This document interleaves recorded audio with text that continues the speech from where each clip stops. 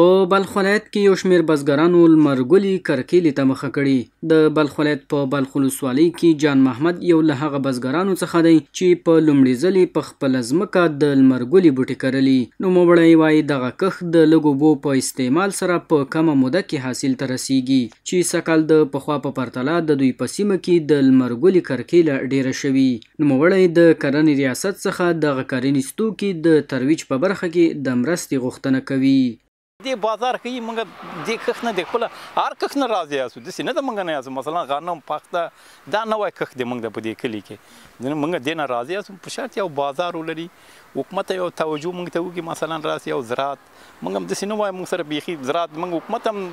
په پښو درېدلی ښه صحیح قوي حکومت یې خو نه داسې د موږ حکومت هم ویني هر خوا موږ تاسې باندې صحیح دي مګر په دې باره باندې دغه یو بازار ولري نور راضي یاستو موږ ولې نه یاستو راضي نه هر کښت حلال کښت دی نه خو موږ ډېر راضي یاستو. په همدې حال کې په یاد ولایت کې د موفید ګروپ شرکت مسؤل چې په 24 ساعتونو کې د لمرګلي زړو څخه 160 ټنه غوړي تولیدوي وایي کیفیت ساری نه لري خو کچیرې په هیواد کې د لمرګلي کرکیله وده وکړي نور به اړتیا نه وي چې موږ یې له بهره راوارد کړو. درباره روغن آفتابپرست ما الحمدلله ظرفیت کاری ما در 24 ساعت 120 تن دانه خود آفتابپرست یا خسته آفتابپرست ما پروسس کرده و از او روغن میکشیم مثل که شما در مشاهده میکنیم که اینجا ما فعلا هم در بخش روغن آفتابپرست کار میکنیم و یکی از روغنایی است که در تمام کشور و در تمام دنیا مروج است و مردم بسیار خوش میکنند و ما عموما وقتی که میخواهیم که این دانه ها را ما دریافت کنیم و یا آفتابپرست را دریافت کنیم بر ما یک کمک مشکل میشه بالخصوص از مارکت افغانستان و یا از خود افغانستان ما را دریافت کنیم پس ما یا تجارای ملی افغانستان ما مجبور میشن که از بیرون از کشور این را ترتیب و تنظیم کنن و بیارن کار خود هر داخلی که نیاز ضرورت